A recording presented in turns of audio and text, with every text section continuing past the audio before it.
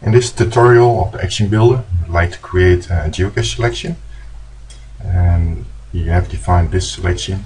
So within 30 kilometers of center, the cache should be available, traditional or a multi, not my own, and that I haven't found, and a maximum of 500 caches. So we need to start an action flow first. Then we start the action builder. See with action builder, and you start the editor. You all see on the taskbar, you see over here also the same icon. So if you press that one, then the action builder is started. Okay. Let's move this screen. So first we need to create a flow. So we type in here a name, let's say tutorial, and we press new. So then over here it starts. Now on this screen on the left side you have the conditions, it's like a filter, and on the right you have actions. I have two types of actions. These actions are typically actions that are at the end of the flow. You can select or set archived and or set the flag property of the geocache, and you have to execute once. Execute once.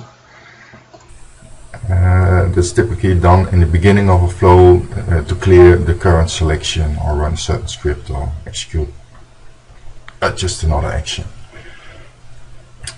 What we will do is first clear a selection. Maybe we have a selection, say clear.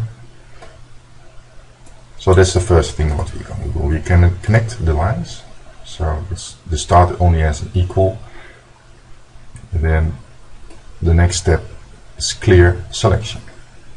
So what now? So we say within 30 kilometers of center. So now we add a filter. So you go into the left side, and it should be a distance to center. You click on this one. You can click it, then it will be dropped on the top left corner, and you can drag it to the place you want, and you just connect the dots. So this is equal, because it's not filter, clear selection is not a filter, for this one. So over here, type in 30 kilometers. So that's the first filter. So now I go into the next and say, well, active is available. So you only want available. So you see it over here. You can also drag over here. You can move it around. You can with a you can zoom in, zoom out, zoom in, and you can also do with the mouse wheel. So you have a free area. So available. So now you see over here the conditions. So distance to center. So we want it less than or equal to 30 kilometers. So it's smaller or equal. So let's click this one. That's what we want. And then it will go into the available. So that's, we go to the next, traditional multi. So we go into the geocache type, click, drag. So now it's true, it could be equal. Yes, I want, if you say, well, I only want available false, you can either select false over here, or you can say, no, it's not true, but we want only available, so it's equal. And you go geocache type. Now we have to select the type. We say traditional, but we also want multi geocaches. So you're going to add another one, and also true over here, and we select multi. So now the geocache, because it's just a flow, every geocache just runs through this flow, and over here it will run through this section and that section. So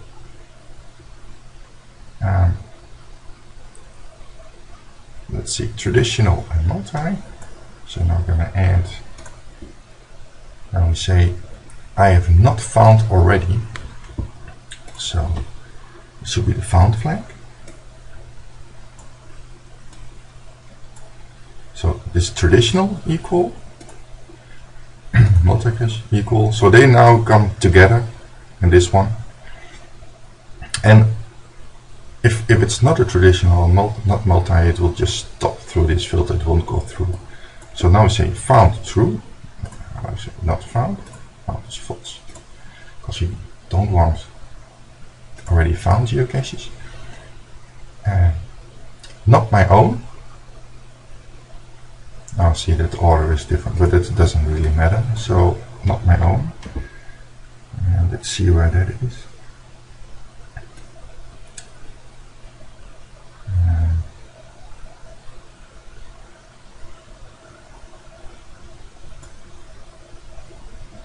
That's owner.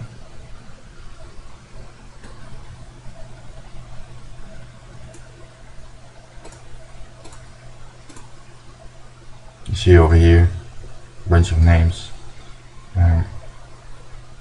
not all of them, just people, right?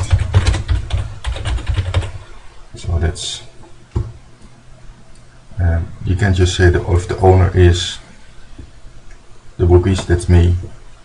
If it's not the bookies, then I think that's the last one. Yeah. So now what we want to do is just select them. And later on we can do with the selection what we want. Now we say select, set select. And if it's not the rookies, and we say select. So now you have the filter.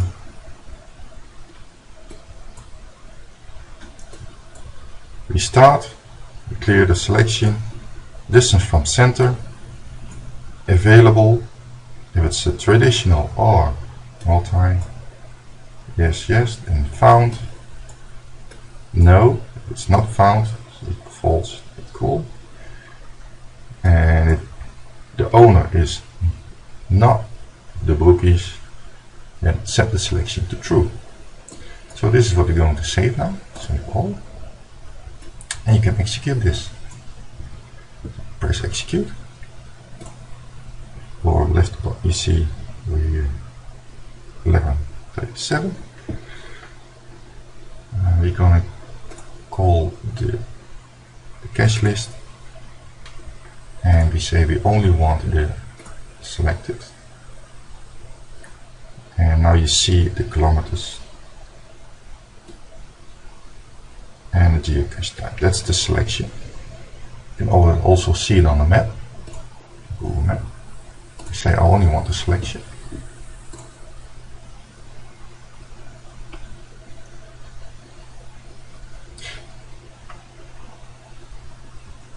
So now we just need to add, and this is always on top window. We want to add a counter because we missed that one, so that's easy. We're going to delete this line, and we're going to insert another filter, and that's the 500. It's a geocache counter, and yeah, that's over here, geocache counter, and say not the rookies, and we set this to 500, and if it's less or equal 500, then we do a select. So what this means is every geocache is running through this filter, and it just counts. So if it's 1, the first, so it will go through, and after 500 there's no connector, so it will just stop at 500. Because now you see 1137, so we're now going to execute it. We'll save it, execute it, and now you see is 500. So if you go to the Google map, select it,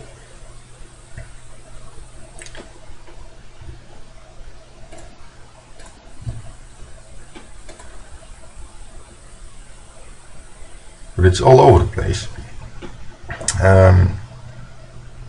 Because we didn't sort the geocaches first on the distance. So it's just kind of random. The geocache is running through here. We don't want this, we want to sort on the distance. So what we're going to do is sort first the geocaches on the distance, so we get from the closest to the center first and running out to the outside, and it will stop on 500. So you run it again. It will stay the sale 500. You go to the Google map.